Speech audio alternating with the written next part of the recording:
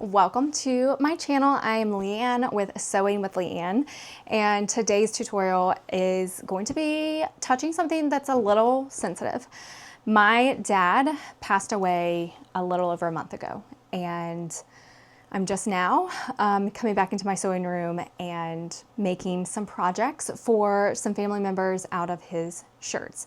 So I wanted to show you how to make a memory pillow. This is what we're going to be making, is using a button-up shirt. This is a very easy, beginner-friendly project.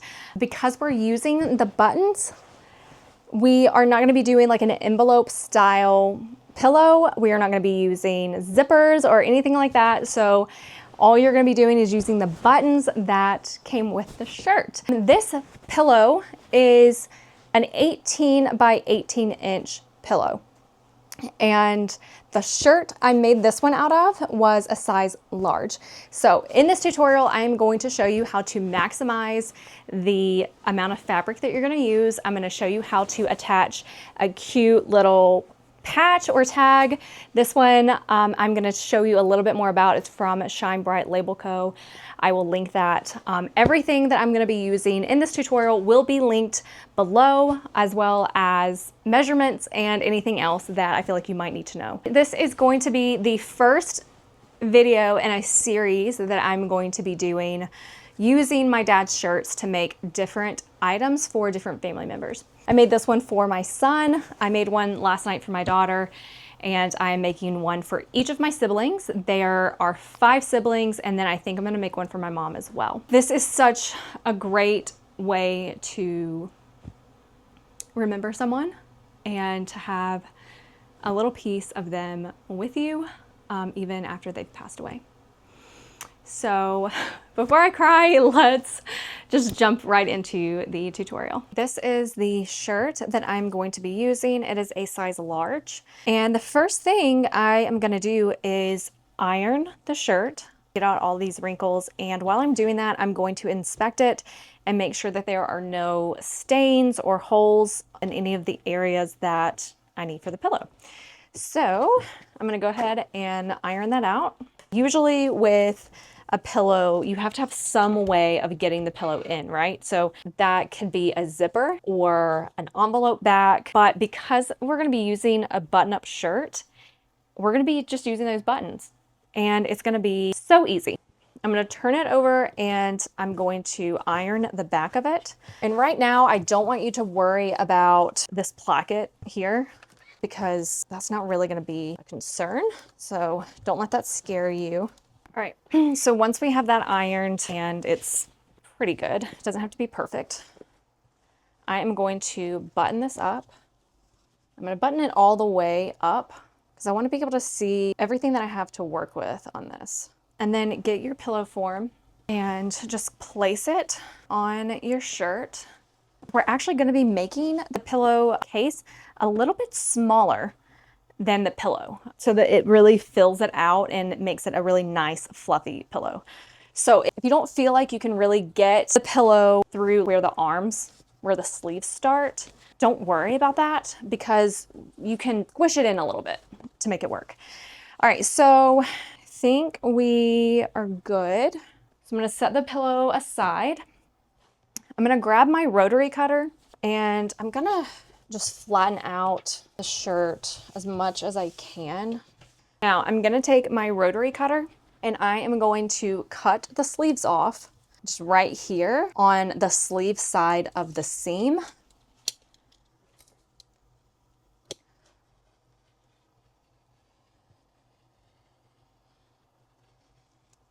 And then I'm gonna keep the sleeve piece. Especially if you're using a long sleeve, you're gonna actually have a good bit of material left. So save that, because in other videos, I'm gonna be showing you some projects that you can do with scrap pieces. I think what I'm gonna do first, last time I did this, I went ahead and cut across here. But I think what I'm actually gonna do is cut on the side seams first, and then I will cut the collar off. So to do that, I'm gonna go ahead and unbutton it. We're gonna be doing a lot of buttoning and unbuttoning, so just be prepared for that. All right, and then I'm gonna turn it this way, and then I'm just gonna cut along this seam.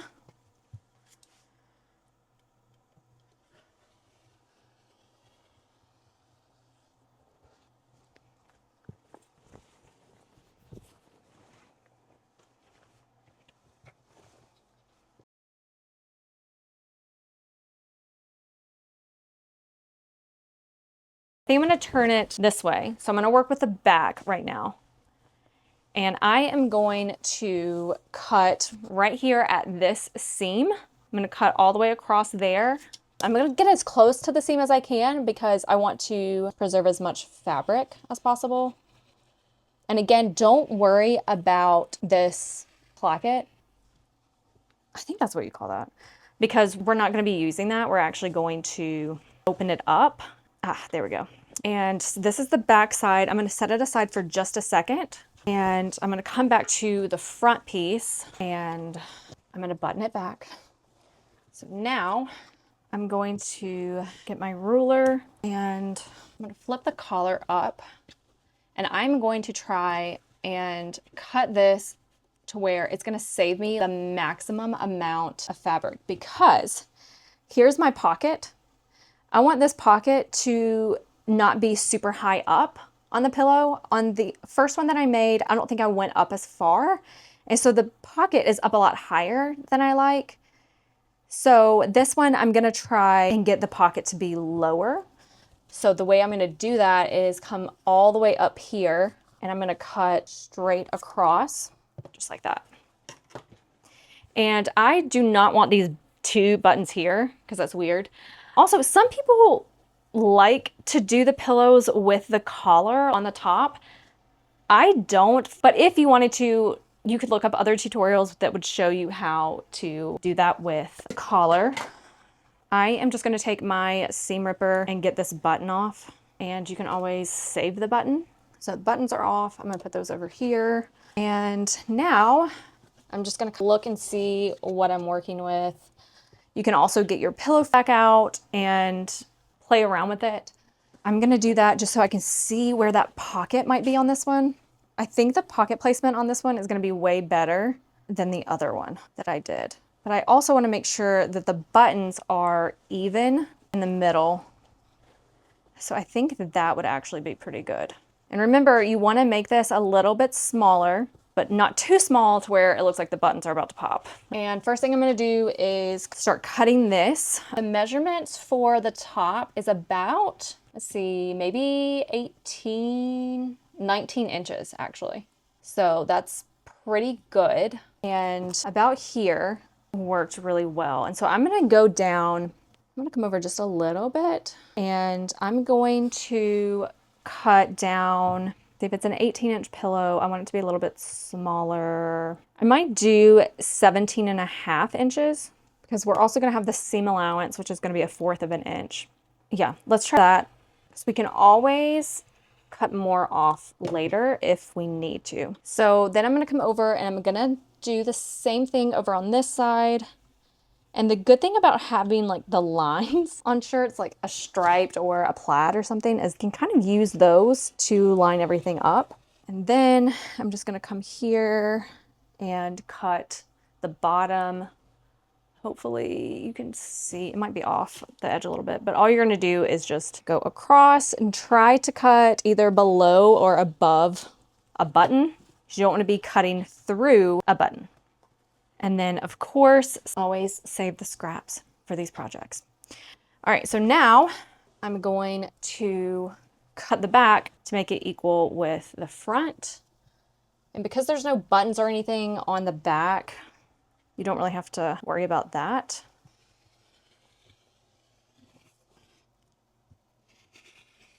And also the scraps that you're saving from this project, no scrap is too small. Because in some of the tutorials that are coming, you will actually be using like some small pieces, which will be really cool. All right, so now I'm going to cut the bottom.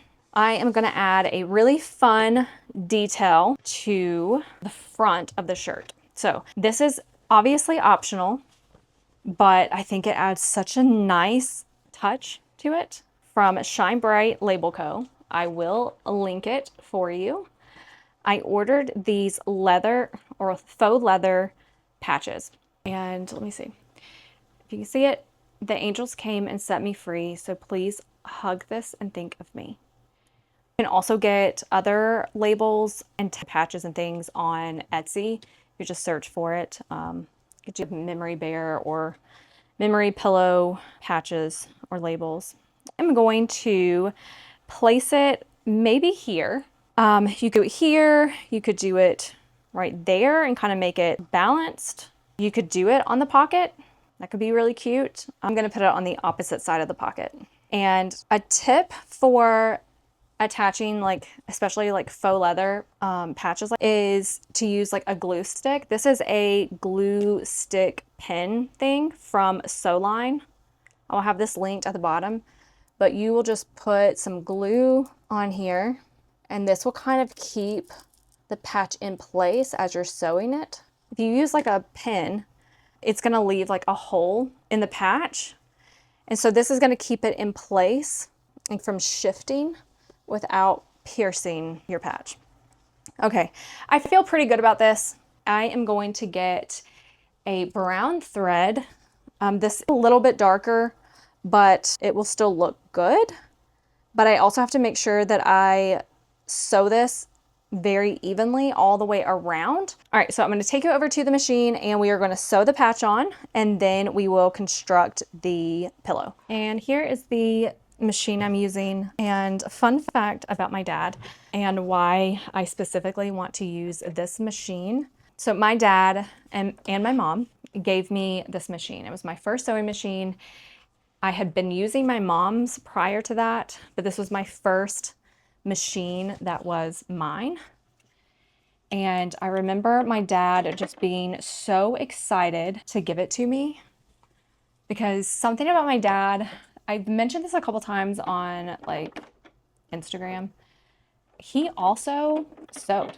When my siblings, there's 5 siblings total, but when the oldest 4 were kids, money was tight and he actually make them clothes.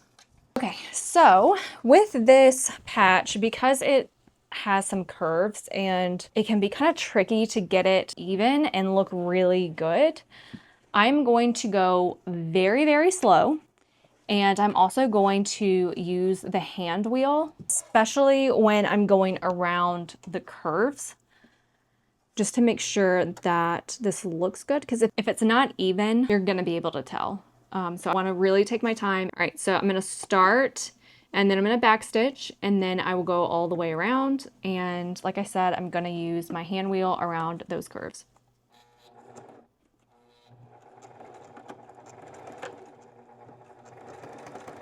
All right, so this is the first big curve. So I'm just gonna turn it slightly. And when you do this, before you start turning the fabric, you are going to want to put your needle down into the patch and into the fabric before you lift up the presser foot and start turning it. All right, so now we're really getting curved. And so I'm gonna use my hand wheel and just manually go around this. And your skills might be better than mine. So maybe you can handle these curves and do it a lot better than me, but I need to do it by hand. Now, I'm also trying to make sure that patch is not shifting or anything too. So I kind of have a lot that I'm watching here. All right, so now I'm in kind of the V of the heart. Lift the presser foot, the needle is down. I'm going to pivot it all the way back here. And then I'm gonna go around this curve as well. And yes, my arm is getting tired, but the results will be worth it. And so I'm using about 1/8 of an inch seam allowance around this. So it's close to the edge, but it's not on the edge. All right, so now we are back, straight line. And so I'm gonna come back here and then stitch again.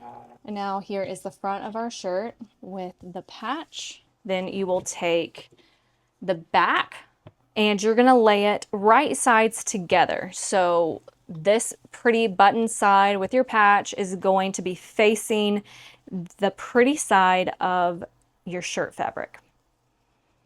And then you are going to pin or clip all the way around all 4 sides, because you don't have to leave an opening, because remember, we're going to be using these buttons to get the pillow in and out and to turn it right sides out.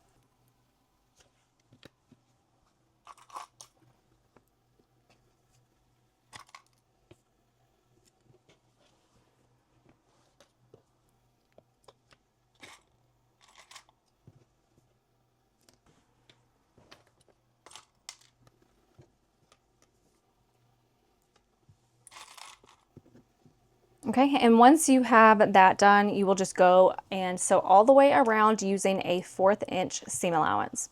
And it really doesn't matter what color thread you do this with. I'm just gonna, since I already have the brown, I'm just gonna go with it. If you're new to sewing and you're a little unsure about the 1/4 inch seam allowance, the easiest way to do it is just line up the side of your presser foot right here with the edge of your fabric, and then just try to keep it as straight as possible.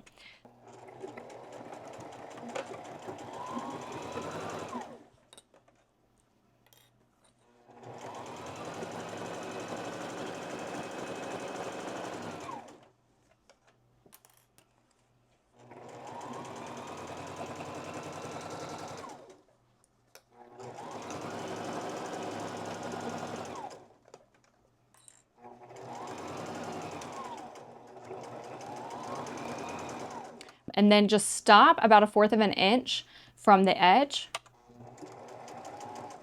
Make sure that your needle is down in the fabric, lift the presser foot, and then turn your work toward you. Lower the presser foot and then keep sewing. And then you will do that for each corner you get to, so that way you don't have to stop, backstitch, and start again.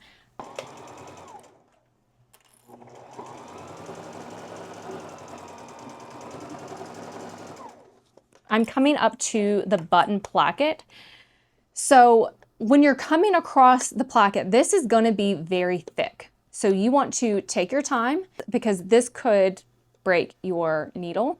So just be very careful here, and also feel and know where your button is, because you also don't want your needle to hit that button. So my button is here, and I have plenty of room to kind of go around that, but I am going to slow down and make sure that I don't bend or break my needle here.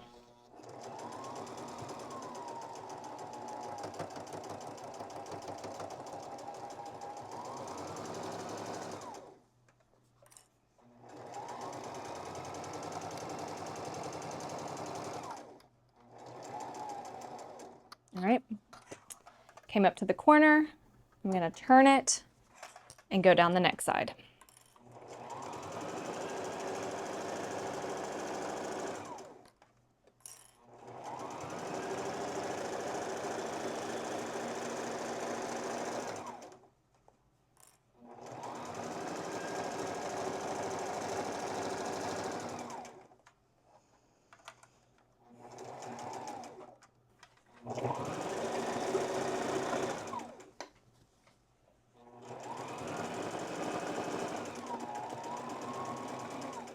All right, and again, going back over that placket.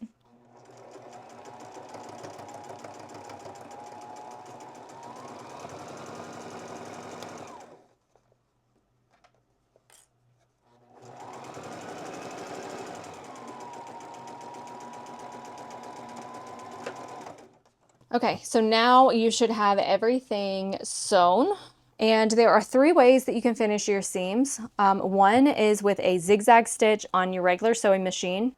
You could use a serger if you have a serger. That's what I'm going to do with mine. Or you could use pinking shears. And so these ridges are going to help prevent the fabric from fraying. Or if you don't even want to mess with this, you don't have to.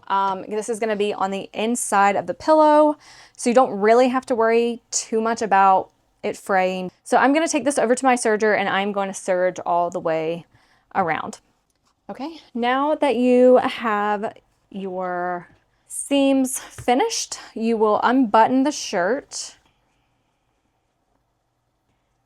and turn it right sides out. And again, this is why it's so nice just to have those buttons, and it makes it so easy and quick. Don't use your scissors or seam ripper or anything like that on this, but take something like a chopstick and poke these corners out. Just like that. Okay. And then grab your pillow and start stuffing your pillow into the pillowcase.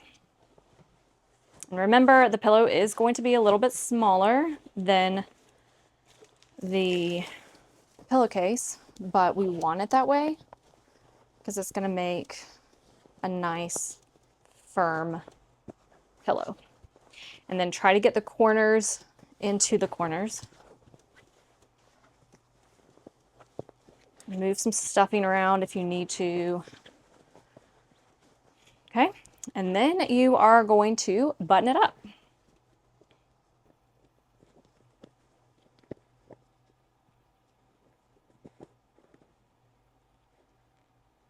Okay, and there you have it. We are finished with our pillow, and I love how this one turned out. I like this one better than the one I made yesterday. The pocket placement is like perfect. Pillows are, like I said, they're just such a great way to have something that belonged to your family member. In my case, my dad. It's something very special for me to have, just to hold on to, and on the especially griefy days, to have something of his with me that I can cry into and know that he is still with me. If you want some more memory projects, I will be posting another one next week, so please like and subscribe so that you get notifications when that is ready. All the links for everything that I used are in the description box, and if you have any questions, please just let me know in the comments. I'm happy to help. I will see you next week. Don't forget to like and subscribe.